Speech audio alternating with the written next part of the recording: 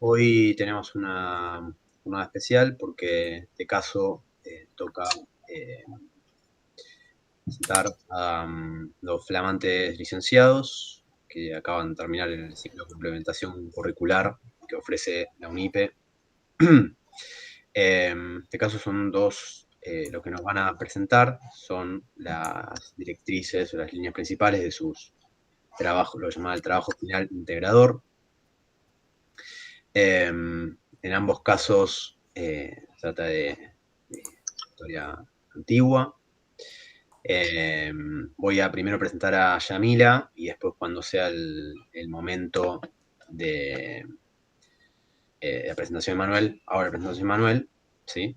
Pero solamente quería primero presentarlos a los dos en este marco que este denominador común que tienen las presentaciones de hoy. En el caso de Yamila, como recién hizo el ciclo de complementación curricular, acaba de defender su trabajo final en 2024. Entiendo que fue a fin de año. ¿Fue así, Yamila? A fin de año. Sí, fue en noviembre. En noviembre de 2024, bajo la dirección de María Belén Daiso, que está aquí con nosotros también, una de nuestras egiptólogas de la casa. Y su trabajo final, en lo que nos va a presentar hoy, se titula Egipto, el mito de Osiris y la memoria conectiva. Entonces, te doy la palabra a Yamila, cuando quieras. Perfecto, gracias. Buenas tardes a todos y bienvenidos a una nueva jornada de UNIPE virtual. En este caso, como bien dijeron, yo lo que voy a presentar es el último trabajo que realicé para poder defender la licenciatura en Historia en la universidad. Para eso les voy a mostrar la presentación que utilicé para defender la tesis y para que podamos hacer un recorrido de mi trabajo. En este caso, ¿se ve bien? ¿Pueden visualizarlo? ¿Sí? Bien. Sí, perfecto. Bien. En este caso, bueno, el análisis general está más que nada volcado en lo que sería el mito de Osiris, más que nada en un recorte temporal que sería la época tardía y helenística.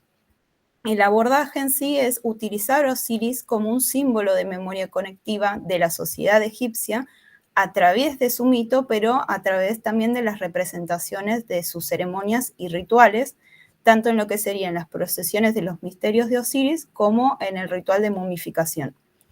Para más que nada profundizar en la cuestión de la memoria conectiva desde un enfoque egipcio que tiene que ver con un ideal de unión y desintegración al mismo tiempo. Para eso dividí el capítulo o la introducción en sí está dividida en la hipótesis, que es una afirmación de que el mito de Osiris constituyó una de las bases más importantes para la memoria conectiva egipcia, tanto la vida como más allá de la muerte. Para ello, bueno, realicé varios interrogantes, que es cuál es la importancia del rol de Osiris como dios de la muerte, qué significado le otorga a la sociedad egipcia la muerte, cómo se reflejaba en ceremonias y rituales funerarios y quiénes podían participar de esas ceremonias y rituales. Utilicé dos fuentes principales que están recortadas en la época tardía y helenística. Una es la ceremonia de glorificación de Osiris en el dominio del dios, que es un texto ritualístico para un sacerdote llamado Imutes, y luego están las obras morales y de costumbres de Plutarco, más que nada en la parte que sobresale, que es sobre Isis y Osiris, de la parte religiosa. Para eso dividí el trabajo en 3 capítulos que tienen varios subtítulos. Por ejemplo, en el primer capítulo, desarrollo antecedentes del mito, que es la importancia del mito de Osiris de lo que serían las predinastías y las procesiones de los misterios de Osiris en la época tardía. En el segundo capítulo me dedico de lleno a las fuentes, que es primero de la época tardía y luego de la época helenística, cerrando con Plutarco. El tercer capítulo, que es el más extenso, tiene una división de 3 subtítulos que serían más que nada el proceso de momificación y la conexión que tiene con el mito de Osiris en cada paso ritualístico, la justicia conectiva, que es la parte más importante de Egipto para el difunto en la vida, pero también más allá de la muerte. Y por último, la cuestión de la memoria conectiva de Egipto, cómo ellos ven la importancia de la memoria para la construcción de su sociedad. Bueno, por último hay un par de palabras claves que tiene que ver con la justicia conectiva, con lo que significa el cansado de corazón y la importancia del corazón en sí para la sociedad egipcia, para la conexión del individuo y la sociedad. Bien, como había dicho en un principio, el primer capítulo está desarrollado en antecedentes, más que nada para dar una ubicación espacial y temporal. Se desarrolla lo que serían las edades y las épocas de Egipto, la importancia de sus dinastías, la ubicación espacial exacta en lo que sería la época tardía y helenística, más que nada en la capital principal, que sería Saís, y se da un desarrollo, más que nada una presentación del dios Osiris. Cómo se presenta ese dios en su predinastía y después en las dinastías de Egipto. Se lo presenta a Osiris como uno de los 9 dioses primordiales, es el dios del inframundo, de la inmortalidad y la resurrección constante. Su figura o su divinidad es antropomórfica y humana y está siempre envuelto en un sudario o también llamado sajú. ¿Sí? Está primero coronado con una corona llamada Tef y tiene 2 callados que representan el Heka, que es la magia, y el Was, el poder, incuestionables para cualquier faraón egipcio. Su piel tiene un color verdoso porque representa el carácter vegetal más que nada del Nilo. Se lo asocia con la crecida y descendida del Nilo constantemente. Por eso también es el dios de la resurrección y lo que sería de la parte natural de Egipto. Bueno, el mito en sí, en su prehistoria, no tiene una narrativa coherente. Hay partes del mito de Osiris que están representados en distintas simbologías, pero no es un relato constante. Hay partes de ese mito por varios textos, más que nada en lo que sería el texto de los sarcófagos y el libro de los muertos. Pero tiene podemos decir, un inicio mitológico que se establece en Ábidos, en lo que sería el templo de Ábidos, a partir de la 4ª dinastía como un dios principal, no como uno de 9 dioses, sino como un dios principal de la resurrección. Y sus elementos provienen de la predinastía, que sería 3500 antes de Cristo, incluso más atrás se puede registrar. En sí, los aspectos claves del mito tiene pocos pasos. Se presenta a Osiris como una víctima, a su hermano Set como el asesino, a Isis y Neftis, su hermana y una de su hermana esposas, como curandera, a Anubis como embalsamador, y Horus y Tot representan la contienda y la resurrección de la justicia conectiva para Osiris.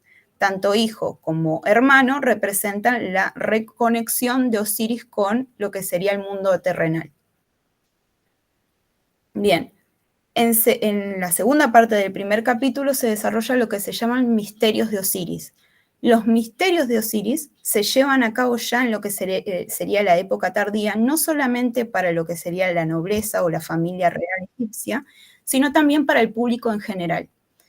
Esta ceremonia se lleva a cabo principalmente en el templo de Ábidos, en lo que sería el bosque sagrado llamado Abaton y las montañas misteriosas. Tienen un proceso que se realiza entre el 23 al 25 del mes de Koyak, que sería noviembre-diciembre, con la 4ª crecida del río Nilo.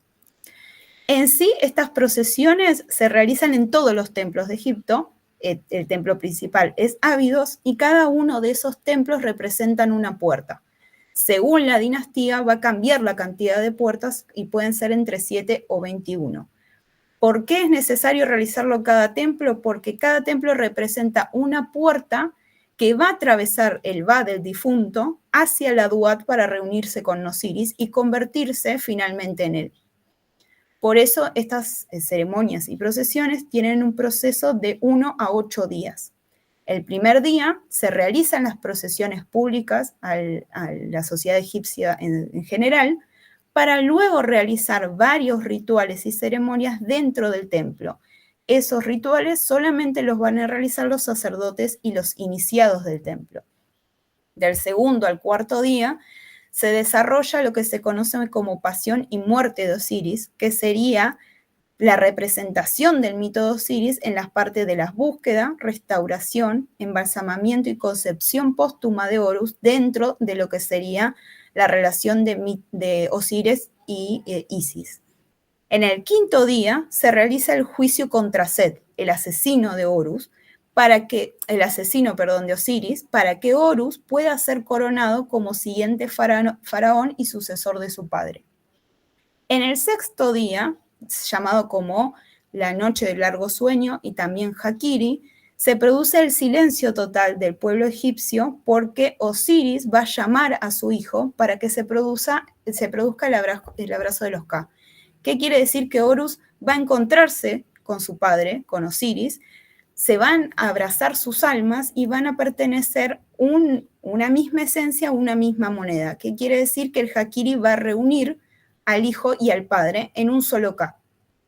En el séptimo día, todo este desarrollo que se da dentro de los templos se va a significar para el pueblo. ¿Qué quiere decir? Que no van a ser los mismos rituales, pero sí se va a mostrar los misterios al público en general en lo que se llama como el viaje en barco, donde el cuerpo o la momificación de Osiris va a realizar un viaje en barco a lo largo de todo Egipto. En el octavo día, una vez finalizado este viaje y que Osiris va a reingresar en la Duat, se habla y se recita sobre la perfección del cuerpo de Osiris para que se pueda realizar el levantamiento de su columna. ¿Qué quiere decir? Que se va a levantar una columna llamada Hed, que es el árbol de la vida, que representa la columna de Osiris, o el árbol de la vida que sostiene el universo egipcio. ¿Cuál es el objetivo final de los misterios de Osiris? Es que justamente la muerte de Osiris permanezca como un misterio. Que el mito de Osiris, que en este momento para la época tardía casi la mayoría de los egipcios conocen, siga siendo un misterio y su muerte también lo sea. Se renueva con el individuo para que justamente el colectivo social lo impregne en su memoria conectiva del pasado para que se represente en lo que sería en la actualidad egipcia para su futuro. Pero la idea de su muerte tiene que seguir siendo un misterio. Por eso se llama procesiones de los misterios de Osiris.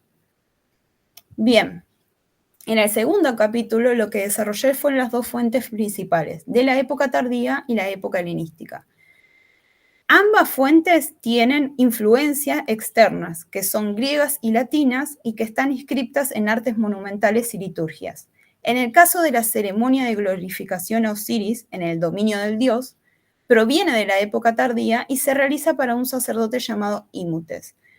La idea es que este texto sea recitado en lo que se llama los misterios de Osiris para que el fallecido, en este caso el sacerdote, tenga el favor del dios una vez que tenga que pasar el juicio a los muertos. Antes de realizar el análisis de esta fuente, lo que hace Smith, que es el que toma esta fuente para analizar, es desarrollar el mito en varias épocas de lo que sería el transcurso egipcio. Desde el texto de las pirámides, el Reino Medio, el Reino Nuevo, la época tolemaica, la época tardía. ¿Por qué los compara? Porque para el Reino Medio, por ejemplo, la figura de Isis no era tan importante como la de Osiris. Mientras las dinastías van pasando, Isis va teniendo mayor importancia e incluso tiene un papel fundamental en lo que sería la reunión de Osiris para su posterior momificación. Ya para la época tardía, el mito está totalmente sistematizado y hay una idea de sagrada familia o trinidad donde Osiris, Isis y Horus tienen la misma importancia para poder llevar a cabo esta idea de unión en tres partes. ¿Cuál es el objetivo de la fuente principal? Es que dar una perfección a cada miembro de Osiris, desde sus ojos hasta sus pies, pero siempre acompañado con el nombre del difunto al final. Recitan la perfección de Osiris acompañado del nombre del difunto para que este difunto pueda no solamente tener el favor de este dios, sino de lo que sería la Trinidad, tanto de Isis como Horus, porque en la idea egipcia, este difunto va a ser acompañado en el juicio de los muertos para poder ingresar a la Duat. No solamente se hacen con el dios Osiris, por lo general se selecciona a alguno de los dioses para que tenga el favor en el juicio de los muertos. El objetivo es poder pasarlo. Si uno Si el difunto pasa al juicio de los muertos, se reunirá con Osiris y podrá pasar a la Duat. Si no, tendrá otro final. Bien. En la otra fuente, que sería el mito a partir de Plutarco, lo que realiza Plutarco es un relato del mito. Él lo que realiza es la unión de varias fuentes sobre el mito de Osiris para dar un relato coherente del mito. Si no, el mito no, está dividido en varias partes, porque por lo tanto no tiene un inicio y un final. Lo que hace Plutarco es darle un inicio y un final. Le da fases a este mito y lo desarrolla en el capítulo que se llama Sobre Isis y Osiris. En sí, le da 8 fases a este mito. Primero, el nacimiento de Osiris, el nacimiento del Señor del Todo, que él afirma que Ra ha anunciado el nacimiento de Osiris y que él va a ser el faraón de Egipto. Luego desarrolla su reino terrenal, cómo Osiris se convierte en uno de los primeros hombres, cómo civiliza a la sociedad egipcia, cómo les hace saber de la naturaleza y de las crecidas del Nilo para poder desarrollar la vegetación y la agricultura. Y luego, en el tercer paso, habla de Set, su hermano, cómo este hermano, al sentir celos de él, conspira con otras personas para su asesinato. En este asesinato lo que hace Set es realizar un sarcófago, engaña a su hermano para que ingrese al sarcófago y una vez cerrado lo arroja a las aguas del Nilo. Isis, que va a ser su hermana y su esposa, junto con su otra hermana Neftis, van a buscar el cuerpo de Osiris e Isis lo encuentra en Fenicia. Ella lo encuentra, lo devuelve a Egipto y lo protege.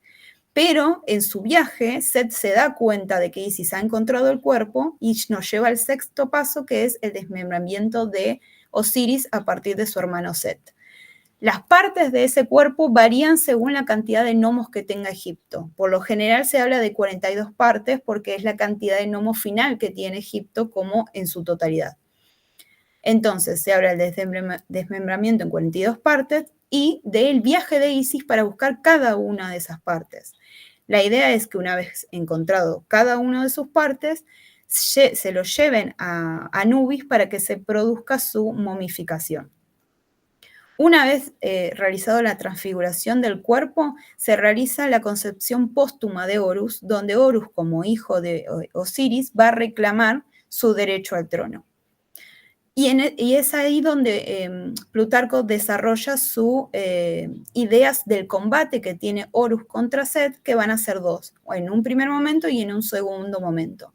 En el segundo momento es donde Set es juzgado por los demás dioses y es hallado culpable del asesinato de Osiris. Por lo tanto, Horus es coronado como faraón y es el nuevo faraón de Egipto. En sí, también lo que hace Plutarco con este relato no solamente es buscar cada fuente para darle una coherencia al mito, sino que él analiza este mito como un dualismo del mundo. Él entiende que el mito es utilizado por los egipcios para representar el bien y el mal de la naturaleza humana. Lo que él explica es que los egipcios no veían al orden y al desorden como algo diferente, como algo separado. Lo ven como fuerzas contrapuestas, pero que son necesarias una para la otra. Allí es donde interviene lo que los egipcios llaman la justicia conectiva, lo que sería el mat del universo. Para que el equilibrio exista, el bien y el mal deben existir, pero debe haber algo que lo equilibre. Por lo tanto, él entiende que el mito de Osiris es utilizado para explicar este equilibrio. ¿Por qué? Porque Osiris es visto como el Nilo, como si fuera el río Nilo, Isis es Kami, que es las costas bañadas del Nilo, y Set es el desierto, para darle elementos de la naturaleza. Pero para hablar de la razón humana, Osiris es representado como la inteligencia y la razón, mientras que Set es explicado como lo pasional, lo irracional y la inestabilidad humana. ¿Cómo se mantiene en equilibrio esta idea de la humanidad? A través de la conectividad del todo, que es Mat, que es la esencia o la justicia conectiva. Es lo que uno va a tener que justificar una vez que haya fallecido en el juicio a Osiris. Si Mat está representado, por lo tanto, Mat va a poder cumplir el equilibrio de la visión humana de Egipto. Bien, En el tercer capítulo me centro más que nada en lo que sería el ritual de momificación o los ritos que se realizan durante la momificación. La idea es que la memoria conectiva, o la idea que tienen los egipcios de memoria conectiva, perdure más allá de la vida e incluso más allá de la muerte. ¿Cómo? Primero hay que conservar el cuerpo. La muerte para los egipcios es una ruptura de la conexión del individuo con la sociedad, pero más importante es una ruptura conectiva de la vida con la muerte que va a tener ese difunto.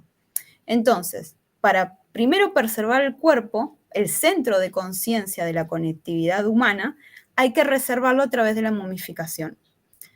La muerte en sí le otorga sentido, pero también rompe esa conexión. Por lo tanto, a ese difunto se lo va a llamar el cansado de corazón. Cansado de corazón también se lo llama Osiris. Él es el cansado de corazón, porque su corazón ya no late, pero también tiene una conectividad con la vida porque volvió a la vida a través de la momificación y a través de Isis. Bien, para explicarlo más sencillo, los egipcios veían a la muerte como interruptora del corazón. El corazón es el garante de la unidad de los cuerpos, unido por la sangre. Pero el corazón tiene dos partes, está dividido en dos. Primero se llama Geb, que es el corazón interno, que se le da el nombre del órgano, pero también a lo emocional y cognitivo. Es lo que mantiene unido al individuo. Pero también se le da el nombre de Het, que es corazón externo, es lo mental, la identidad de ese sujeto con la sociedad por sus recuerdos. Entonces, la muerte interrumpe esa conexión de corazón, la conexión del corazón entre el individuo y la conciencia social. Pero la momificación va a transfigurar ese órgano para que vuelva una reconexión del difunto. Entonces, durante el proceso de momificación van a tener distintos pasos. Si se realiza completamente, va a tener 11 pasos, que son litúrgicos, quirúrgicos y anatómicos. ¿Qué quiere decir? Que mientras se hacen los procesos quirúrgicos que son invasivos del cuerpo, también se van a realizar distintas ceremonias y lecturas de liturgias que se utilizan como conectora entre el culto y la divinidad que va a tener ese cuerpo si pasa el juicio de Osiris. Entonces, hay un acto entre el habla y lo simbólico para que ese cuerpo pueda llegar a Osiris con una defensa que logre que llegue a la Duat. Bien, en todo este proceso de purificación, el cuerpo va a ser invadido por distintos tipos de cirugías anatómicas. Por ejemplo, el cerebro se va a extraer por la nariz, los órganos internos van a ser extraídos del difunto a través de una incisión en el costado. Esos órganos van a ponerse en vasos canope o canopos, según como se diga, y el corazón va a ser envuelto en gasas de lino. Por lo general también va a tener inscripciones litúrgicas dentro de las vendas de lino y va a ser devuelto al lugar en el cual se había extraído. ¿Cómo? Como garante. El corazón debe llegar al juicio de los muertos porque eso es lo que le va a permitir a Osiris entregarle al paz el difunto o no. Bien, los demás tejidos blandos y los fluidos son disueltos en atrón y en resina, son extraídos y es uno de los primeros pasos necesarios para que el cuerpo esté purificado para seguir a lo que sería la transfiguración del cuerpo. Todo este paso de momificación se representa en los sarcófagos o en distintos libros del libro de los muertos como si fuera un baño, como si el difunto estuviera teniendo un baño dentro de lo que sería el proceso de momificación. Por último, está el último paso, que sería la desecación y la transfiguración. El cuerpo va a estar 40 días en secado y salado para que solamente quede el cadáver de piel y hueso. La idea es que después se rellene, se aceite, se envuelva en vendas de lino para que quede el cadáver completo. Se hacen distintos tipos de rituales después de haberlo vendado al cadáver, que sería la apertura de la boca y de los ojos. ¿Por qué se realizan estos rituales? Porque el difunto debe llegar a la Duat con la capacidad de hablar y de ver. Por lo tanto, se realizan estos rituales durante la momificación para que él recupere sus facultades en el más allá. El objetivo de la momia en sí, para los egipcios, es que sea un jeroglífico de su vida, que junto con el ataúd, la forma de la tumba, el ajuar, las procesiones y la necrópolis donde sea depositado, sea la representación de su nombre para otorgarle importancia en el juicio de los muertos. El juicio de los muertos es el último paso que va a tener que realizar el difunto. Se supone que se realiza en la última noche, que es cuando se realiza la procesión del difunto hacia la necrópolis, se lo deposita en la tumba seleccionada. Esa noche, el difunto va a tener que realizar el juicio de los muertos, o también tiene que justificarse ante Mat, que sería la justicia conectiva. El difunto se presenta ante Osiris, pero no va a ser el único que lo va a juzgar, porque va a estar lo que sería aquellos jueces que representan a los gnomos de Egipto. Entonces, en el juicio a los muertos van a haber 42 jueces en el cual el difunto tiene que realizar sus confesiones negativas. ¿Qué quiere decir? A todo aquello que él no hizo. El difunto se justifica ante Osiris y ante este juicio en general, y va a ser los jueces lo que le otorguen a su Ka, a su identidad personal o a su alma, la inmortalidad que merece o no merece para convertirse en Osiris y pasar a la Duat. Esto se realiza a través del pesaje del corazón. Aquel corazón que fue extraído, fue vendado y fue devuelto al cuerpo, va a ser pesado en la balanza. ¿Contra qué? Contra la pluma de Mat, que es el símbolo de la justicia conectiva de Egipto. Si el equilibrio se mantiene, el difunto puede pasar, porque su Ka ha sido justo, y va a ingresar transformado en Osiris a la Duat. En el caso de que esto no suceda y que la balanza no tenga un equilibrio, va a ser castigado y va a ser devorado por Admit, que es la devoradora de almas, y por lo tanto va a desaparecer. Para la sociedad egipcia no hay castigo más cruel que aquel que desaparece porque es olvidado. Si es olvidado, quiere decir que su reconexión no funcionó y por lo tanto no hay una memoria conectiva que lo mantenga dentro de la sociedad egipcia. La idea final de todo este proceso de momificación y de juicio es reivindicar el alma para que esa alma esté justificada ante Osiris y pueda pasar a la Duat con una reconexión no solamente divina, sino también terrenal. No lo recuerdan solamente los dioses, sino también lo van a recordar la sociedad. En sí, el juicio entonces debe lograrse para que el difunto pueda conservar ambas conexiones. Bien. Esto nos lleva a la última parte del análisis que realicé en el tercer capítulo, que es la cuestión de la memoria conectiva. En sí, la memoria conectiva egipcia no existe. La memoria conectiva se construye a través de otras memorias. Bien, la memoria en sí va a nombrar lo ausente. ¿Cómo lo va a nombrar? A través de ritos y ceremonias por generaciones. Uno de esos ritos y ceremonias tiene que ver con lo simbólico y tiene que ver con el mito. El mito lo que realiza es darle una lógica a lo que sería lo natural y lo cultural entrelazado. La idea es que lo mitológico pueda explicar aquellos aspectos que la razón humana no puede explicar. Entonces, se refleja en un mito y la memoria va a recuperar ese mito para que pueda permanecer en el presente de cada cultura. La memoria conectiva en sí trabaja con otras memorias. Primero con una memoria individual del recuerdo de ese individuo que recuerda su pasado a través de un recuerdo en común. Por eso la memoria también es colectiva, que quiere decir que le otorga sentido a la sociedad en la cual se recuerde esa memoria individual. Y por último, una memoria histórico-cultural, que quiere decir que esa memoria no tenga un tiempo, sino que ese tiempo esté definido por la sociedad misma y la cultura de esa sociedad. Entonces, lo que surge como memoria conectiva, en realidad es el recuerdo individual, el sentido que le otorga la sociedad a través del colectivo y el tiempo que no transcurre a través de lo histórico-cultural, porque hay un objetivo de que el pasado se recuerde en el presente para que pueda haber una construcción de un futuro. Entonces, para el egipcio, la memoria es fundamental porque la memoria es lo que preserva lo que sería canónico dentro de la sociedad egipcia, y el egipcio no puede olvidar. Si olvida, se pierde el recuerdo y entonces para ellos el equilibrio, que sería la conexión de Mat, se rompe. Si no hay una reconexión, lo terrenal y lo divino no están unidos. Por lo tanto, tiene que existir una memoria conectiva. Eso me lleva a la parte final. La reflexión final que yo hago del mito de Osiris es que el mito de Osiris expresa una parte del pensamiento racional, pero que a la vez no se puede explicar, que es la muerte.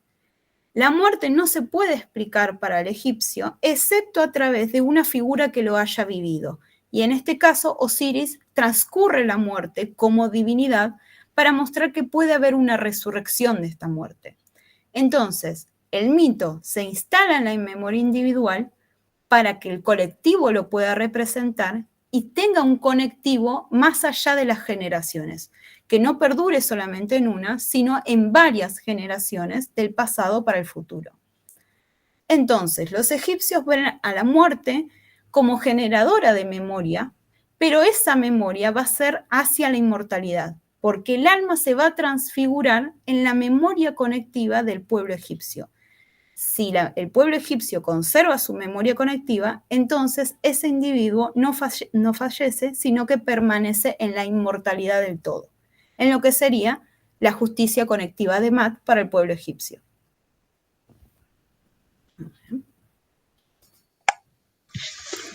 Muchas gracias, Yamila. Como acordamos antes, vamos a dejar el espacio de preguntas para el final. O sea, ahora voy a dar la palabra a Manuel. En este caso, él también terminó su trabajo, hizo su trabajo final integrador, lo defendió a fines de 2024, en su caso dirigido por Diego Santos, otro de nuestros egiptólogos de la casa. Y el título de su trabajo es La perspectiva sobre el contexto de redacción de los oráculos del Cordero y el Alfarero durante el periodo helenístico. Así que bueno, Manuel, te doy la palabra, todo tuyo. Bueno, hola, ¿qué tal? Buenas tardes. Como la compañera voy a usar la misma presentación que utilicé en la ocasión de la defensa de la tesis, el trabajo final integrador, y ahí voy a ir comentando qué es lo que trabajé. Hay muchos puntos de similitud, por lo que escuché, hay varios, así que bueno, quizás ese sea el punto de partida.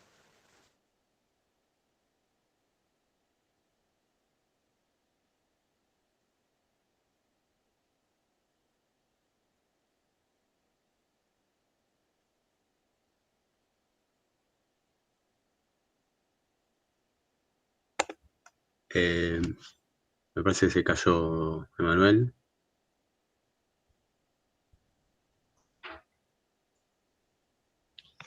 A ver, esperamos un minuto a ver si... Entiendo que está con algunos problemas de conexión.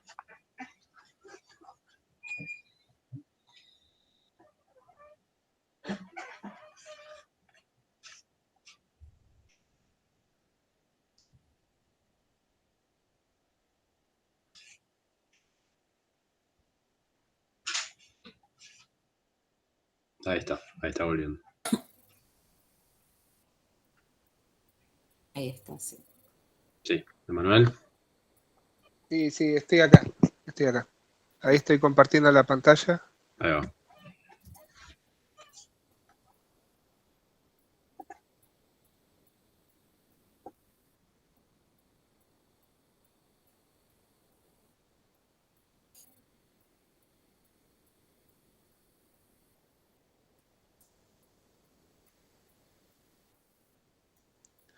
Bueno, en mi caso entonces lo que yo analizo son dos oráculos de época helenística. Esa es la primera coincidencia con lo que la compañera hablaba.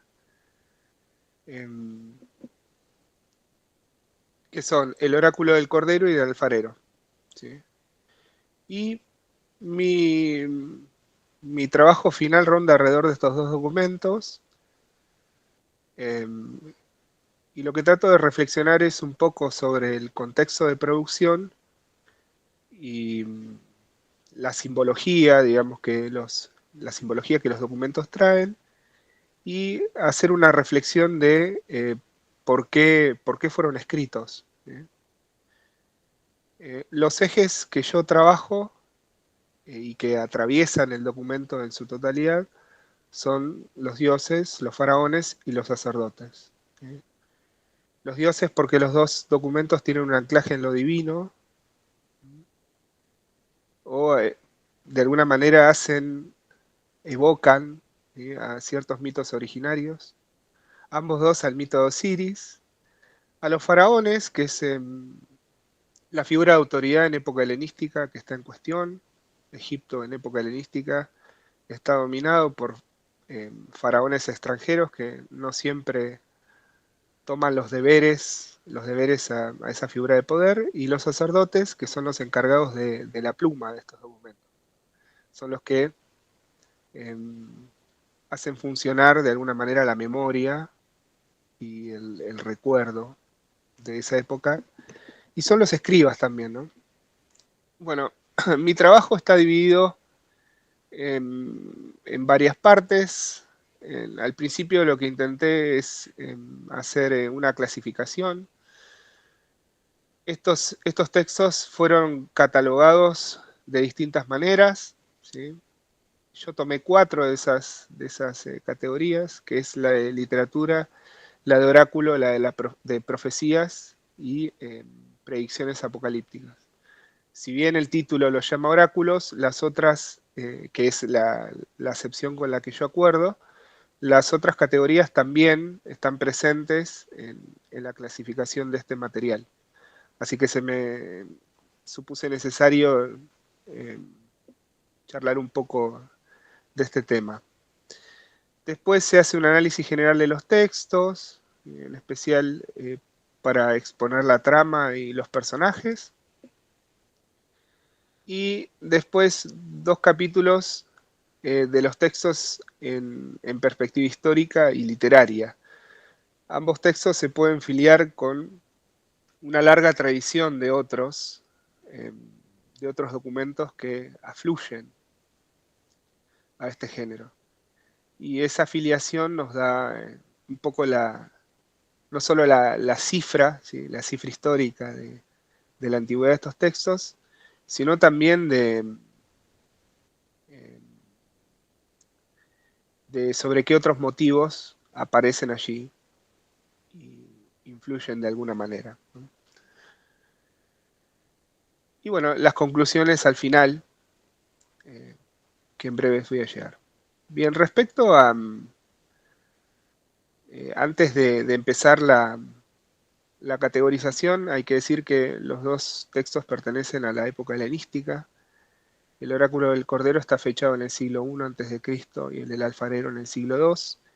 Y ambos 2 pertenecen a la colección del Archiduque Reinero, ubicada en la Biblioteca Nacional de Austria. Hay una particularidad respecto al oráculo del alfarero, que tiene 2 versiones del mismo oráculo con alguna modificación.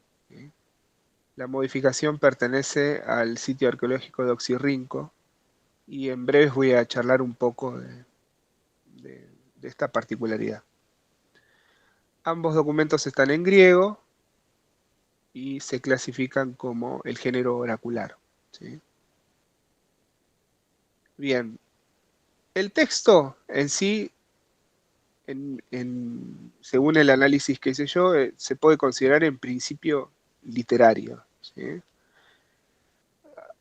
Con las dificultades que tiene esta categoría, ¿no? Reichhold considera que literatura demótica, a la que pertenecen estos 2 textos, es un periodo largo que va desde la conquista cuyita de Egipto hasta el ocaso de Egipto faraónico, y dentro de este tipo de textos entra una multiplicidad de géneros, ¿sí? Como los religiosos, los cuentos, las historias y el material para escribas. Lo que comparten los textos literarios, según Loprieno, son tres características. Existe una suspensión de lo real, una ficcionalidad. Existe un contrato entre el lector y el escritor, donde ambos saben que lo que viene a continuación no es real, ¿sí? Es ficcional. Existe cierta intertextualidad, ¿sí? Que en breve vamos a hablar. El género literario toma materiales de otros géneros conocidos en Egipto. Y la tercera característica tiene que ver a la recepción, que es la circulación del texto, que es la más difícil de datar en nuestro caso porque ambos textos se encuentran, los dos oráculos se encuentran en fragmentos y estuvieron mucho tiempo en las respectivas colecciones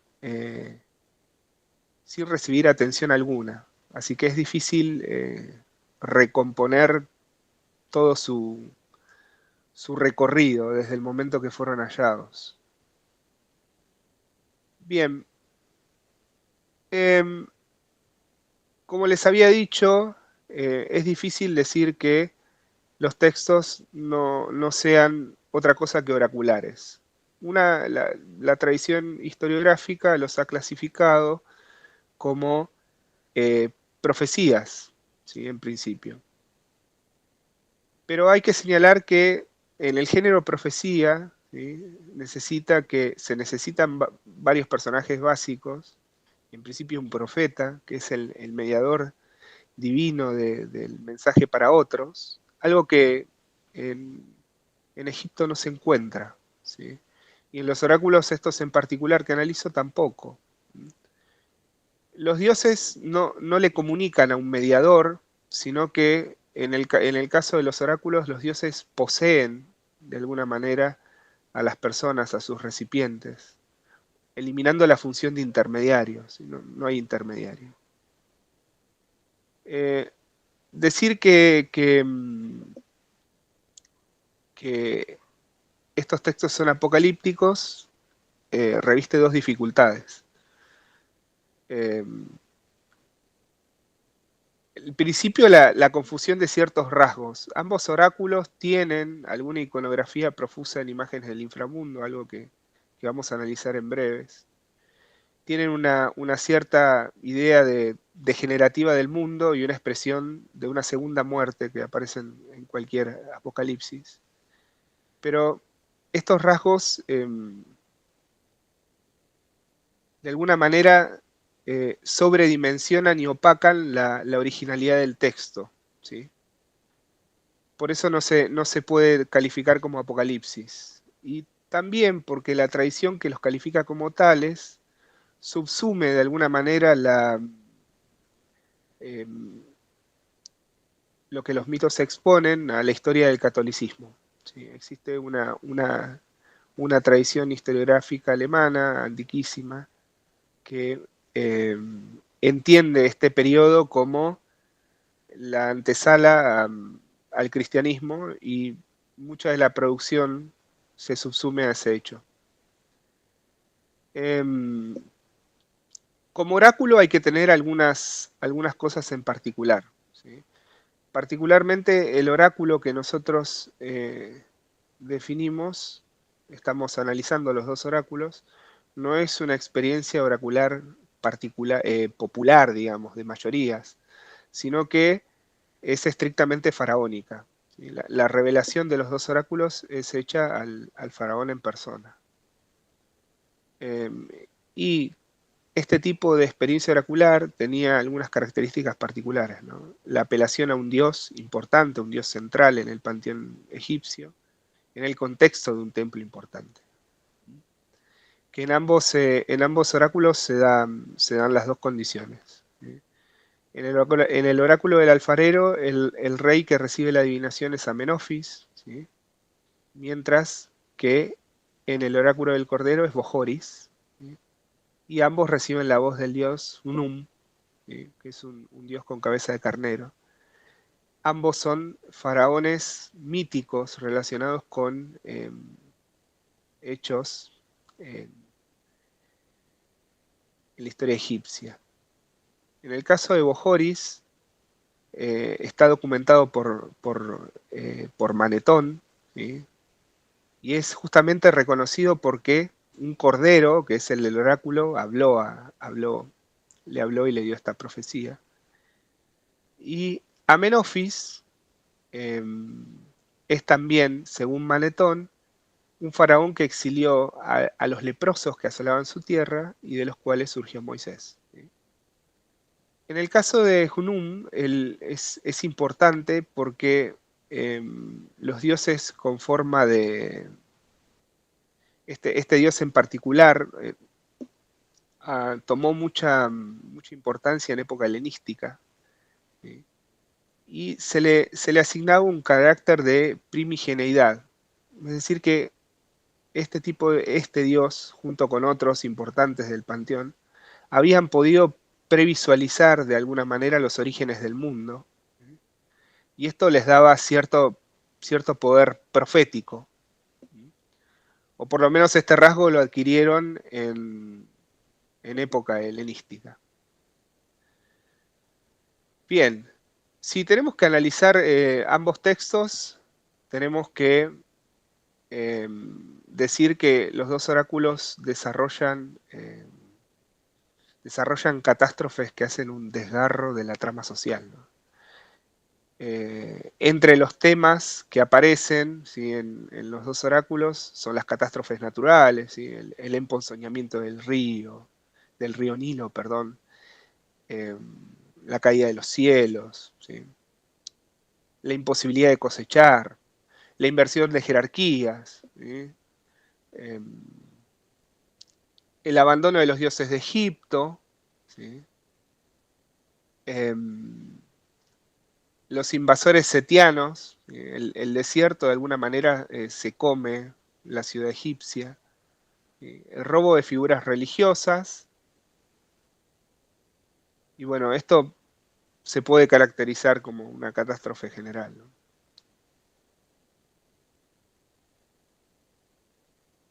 Bien, pasemos entonces a los tres ejes, así puedo comentar mejor cuáles son los aspectos que son horizontales a ambos oráculos.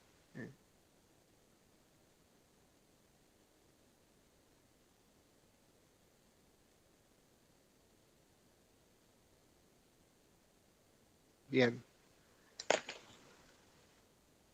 La primera característica, ¿sí?, que hay que tener en cuenta y que me parece que está en relación con lo que la compañera exponía, es que parte, si no la totalidad del texto puede leerse en relación al mito de Osiris.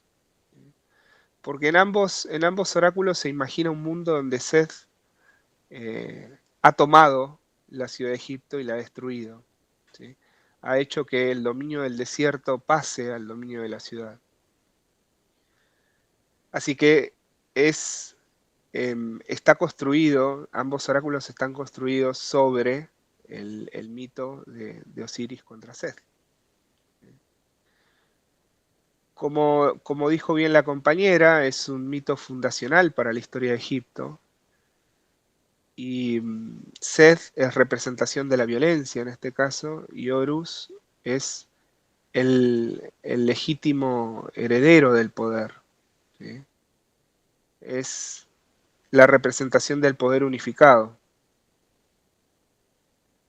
No hay que suponer en estos dualismos, ¿sí?, un bando bueno o un bando malo, sino más bien entender dos aspectos necesarios de la vida. Algo que la compañera inspeccionaba con esta relación del mito de Osiris con el desierto, con las costas, con la geografía de Egipto. No olvidemos que Seth es hijo de la diosa Nut, ¿sí? Bien, este punto de hibridación de los oráculos con el mito de Osiris nos lleva a otras tradiciones milenarias, como los faraones, por ejemplo. Los faraones son la piedra angular del Estado de Egipto del Estado egipcio, y cumplen una función de poder cultica, cultural, ¿sí? Y social. Bien, que es algo que se puede comprobar en la identificación del faraón con las divinidades de Horus, Osiris y Re. ¿Sí? Como Horus, el faraón es rey de los dioses y del pueblo, es mediador del orden.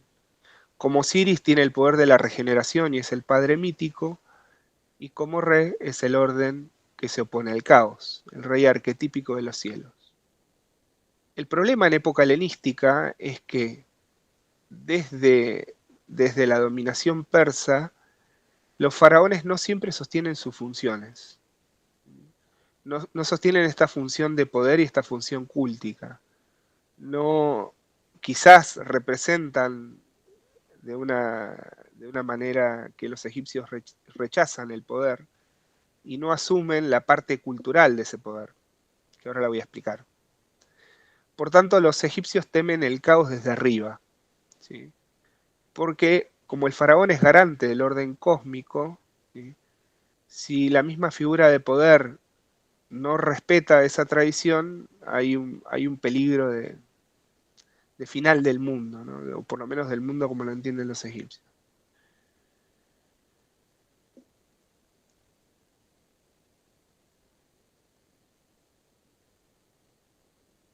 Bien. Para pensar un poquito este terror de arriba, podemos tomar a la figura de Ucha-Horresnet, que fue uno de los, según un texto de un inglés, un colaboracionista, ¿sí? Colaboró con el régimen persa, y deja testimonios de esta colaboración en su estatua homónima Naófara, ¿sí? Naófora, perdón. Él comenta cómo instruye a los reyes extranjeros en las maneras egipcias.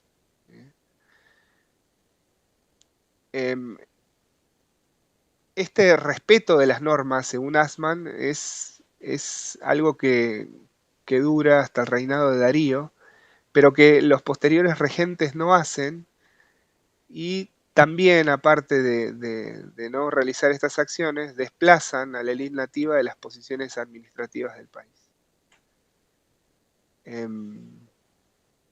Si bien el ejemplo de este colaborador con el imperio persa es paradigmático, no hay que exagerar, ¿no? Las posturas, ¿sí? Porque hay más de una postura en las élites respecto al imperio extranjero. Los ptolomeos también van a intentar congraciarse con estas tradiciones egipcias,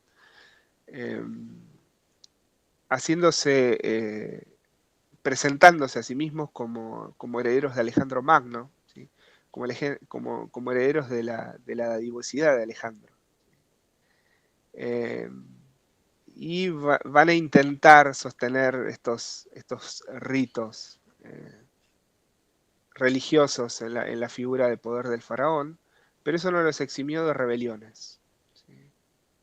En este sentido se puede citar a la gran revuelta de la Tebaida, ¿sí?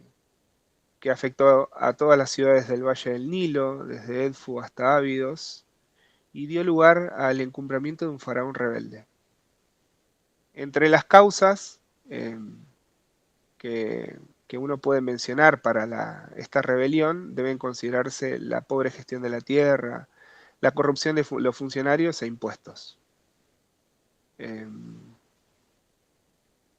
de señalar que los rebeldes tomaban como ataques a símbolos de la autoridad faraónica, templos y los nodos económicos del imperio tolemaico.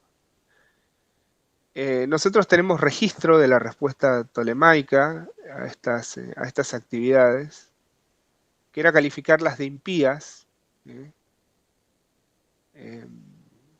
siempre posicionándose en el lugar de gobernantes legítimos, ¿no? De Egipto.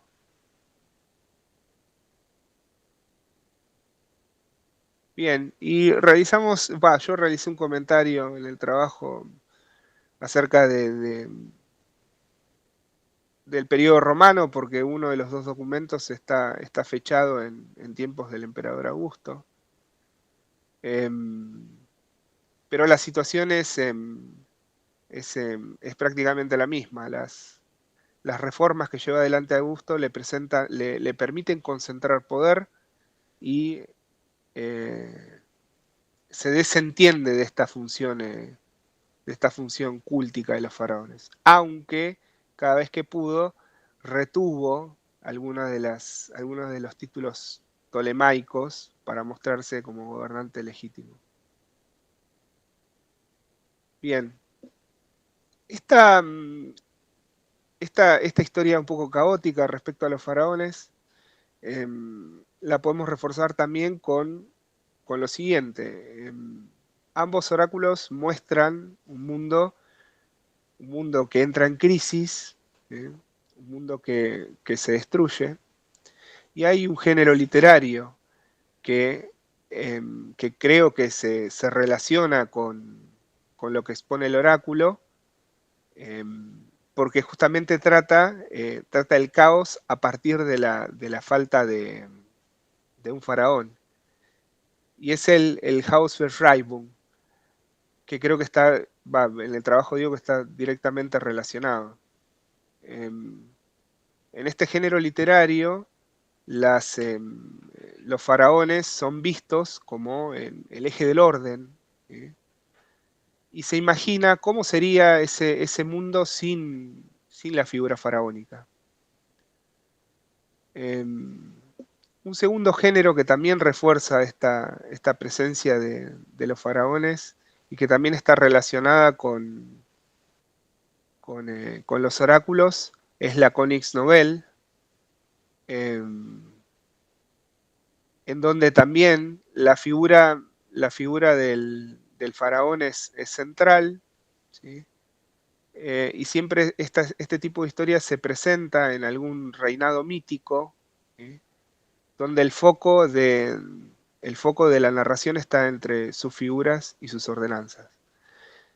Estas dos escenas de estos dos géneros literarios están presentes en el oráculo. ¿Sí? El oráculo imagina una calamidad, imagina qué pasaría en este mundo dominado por Seth, donde el faraón en este mundo imaginario no existe.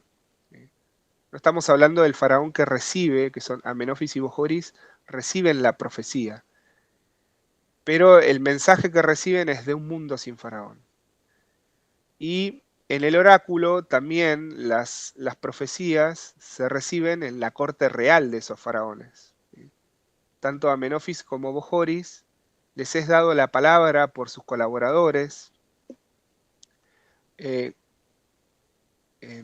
resaltando su figura, porque ambos hacen que estas palabras sean grabadas, que sean escritas, y este rasgo es lo que comparten con la Königsnobel. Bien, por último la figura de los sacerdotes, ¿sí? Los sacerdotes, en la ausencia de este mundo helenístico de faraones, son en los que pesa la parte cultural, ¿sí? Sostienen el mundo espiritual. Para Asman, este Egipto es un Egipto que parece un erizo, que se rodea de zonas protectoras y símbolos. Se conforma en una cultura enclave, porque se siente amenazada, ¿sí? Esta amenaza constante del dominio extranjero que no sostiene las costumbres faraónicas. Bien, aunque esto no significa que los sacerdotes tengan en la manera de rememorar ciertas particularidades, ¿sí?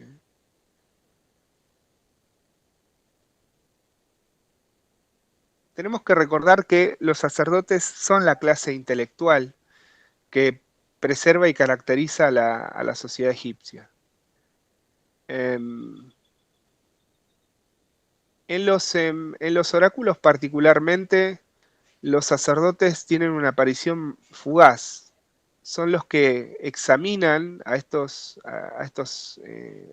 hombres que están poseídos por la voz de Khnum, ¿sí? Y son los que de alguna manera tamizan, previo aviso al faraón, ¿sí? En base al saber mágico y ritualístico, ¿sí? Lo cual se puede entender como una muestra de sabiduría.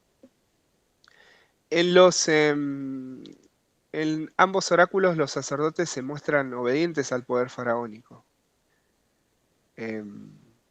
Y se deja en claro que pertenecen a los sectores más prestigiosos de la sociedad, ¿no? Hay que tener en cuenta, ¿sí?, que esta memoria está influida justamente por la posición de los sacerdotes. Mucha literatura considera a los dos oráculos por la aparición de ciertas palabras, ¿sí?, de la equiparación con Seth, a la equiparación de los extranjeros con Seth, perdón. En ambos oráculos hay una mención que los equipara, que los describe y los equipara, ¿sí? Describe el desierto como a los extranjeros. Hay una tradición literaria que lee estas similitudes como un protonacionalismo, y es algo que también es complicado de aseverar. En principio porque es una categoría anacrónica, es incorrecto decir que hay una idea de protonacionalismo por esa referencia. Y también reconocer que los sacerdotes, como estamento consolidado, ¿sí?, tenían a los templos como enclave productivo, ¿sí?, que producía sus necesidades, producía para sus necesidades y para otros, y algo de la producción literaria se puede entender por el acortamiento de estos privilegios. Bien, vamos con la parte final, que es la interpretación posible para los acuerdos, para los oráculos.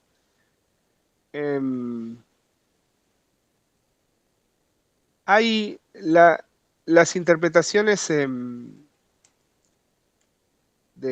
que existen o que fueron analizadas en el trabajo hacen una interpretación algo críptica de los oráculos, tomando frases literales o al pie. Y esas frases que se toman y que divergen en interpretaciones que dije, por ejemplo, la del protonacionalismo, se lee porque en ambos oráculos se compara a Seth con los extranjeros, ¿sí?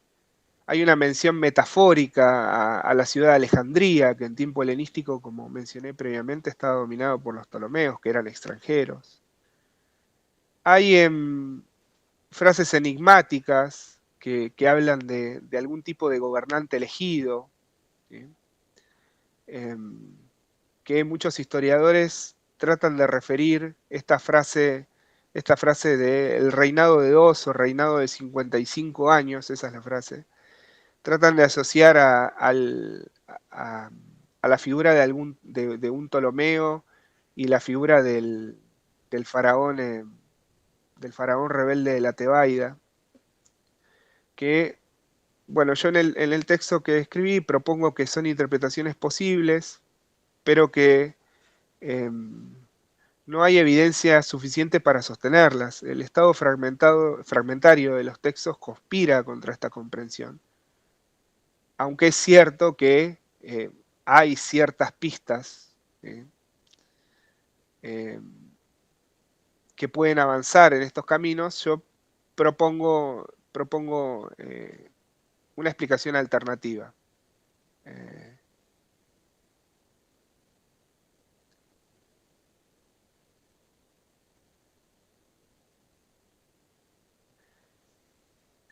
Creo que se obtiene un mejor resultado si se entiende el texto en el contexto de la historia faraónica en su totalidad, que según Assmann combina interrupción, continuidad, alejamiento y retorno, ¿sí?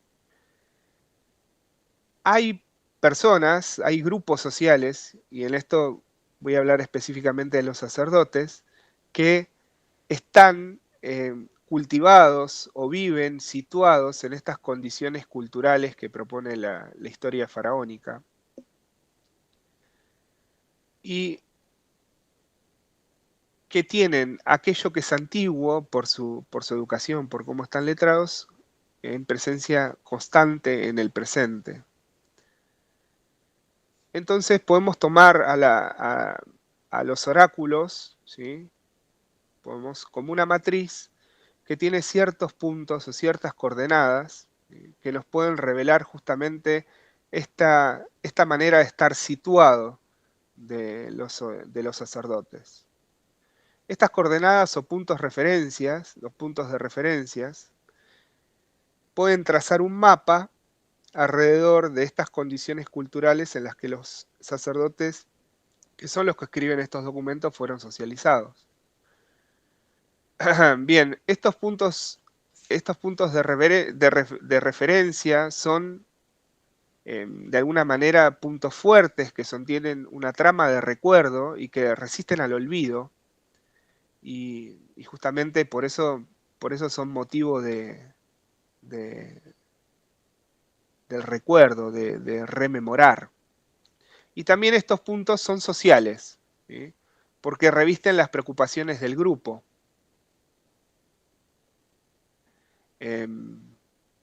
Y en definitiva, estos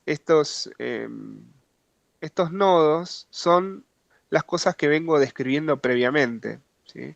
Son específicamente la relación con los dioses, la experiencia de los años de dominación extranjera y lo que podemos deducir de la figura de los sacerdotes. Egipto vive una experiencia fóbica, va a decir Assmann, durante los imperios extranjeros que dominan el Egipto helenístico. Y es de entender que debido a esta experiencia fóbica se rememore de alguna manera la columna política de Egipto, que es la figura que está sostenida sobre la figura del faraón, y a través de la figura del faraón rememorar los orígenes de esa figura a través del mito de Seth y Osiris. Este camino sinuoso se hace a través de las tradiciones literarias que he explicado anteriormente, ¿no?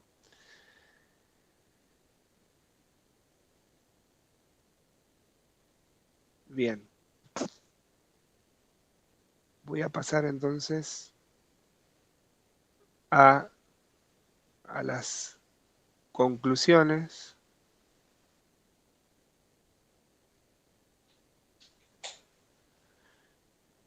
Llego a 3 conclusiones respecto a lo que vengo diciendo, y es que los oráculos que analicé poseen referencias fácticas, o por lo menos aparenta, pero son difusas en su base, y se puede decir que en principio insinúan una oposición al régimen tolemaico.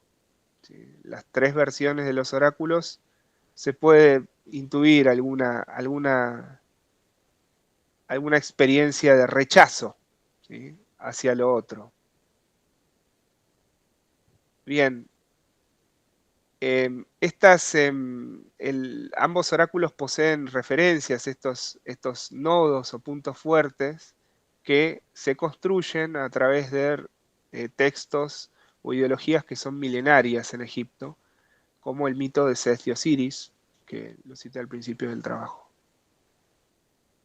Bien, y lo más importante me parece que si bien estas referencias o estos puntos de alguna manera dejan prever este rechazo hacia el régimen tolemaico, debe releerse ese rechazo en el sentido de una experiencia xenofóbica, ¿sí?, una experiencia un poco más general de rechazo hacia lo otro, no tanto hacia la nacionalidad o el lugar de proveniencia, sino hacia los extranjeros en general. Y que esa experiencia no es clasista ni tiene una sola expresión, tiene más de una expresión. Bien. Y hasta ahí he llegado con la exposición.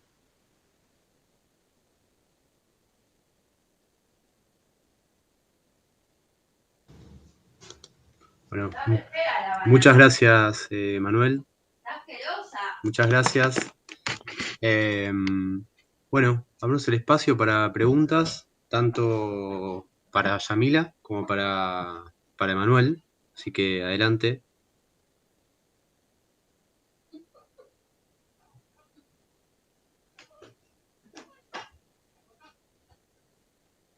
Me avisan o adelante, pregunten nomás si hay alguna consulta.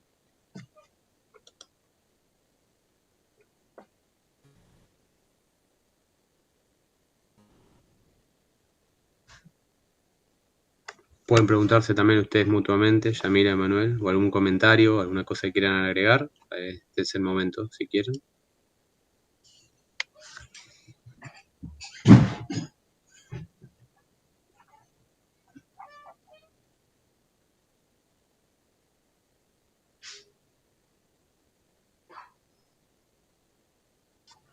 Bueno, creo que ya ha sido más que contundente las exposiciones de los dos. Solamente les puedo decir, yo no ignoro estos temas, son muy de lejos, pero bueno, quiero felicitarlos porque realmente a nivel de consistencia y de metodología muy sólidos. Ya me estuvo comentando ahí un poco Belén con el trabajo de Yamila, ahora le voy a preguntar un poco a Diego. Pero realmente los quiero aprovechar para felicitarlos por sus trabajos. Bueno, en caso de que no haya más consultas, si quieren Yamila, Manuel, no sé si quieren mandar en el chat sus mails, para en todo caso que alguien, si quiere hacerles una consulta, les consulte por esa vía. Pero bueno, si no, damos por cerrada la jornada de hoy, o por lo menos la jornada de esta tarde. Después siguen las actividades de Olimpia Virtual, por lo menos hasta hoy a la noche. Así que bueno, muchas gracias a todos por estar. Sobre todo reitero mis felicitaciones a Yamila y Manuel, y hasta cualquier momento.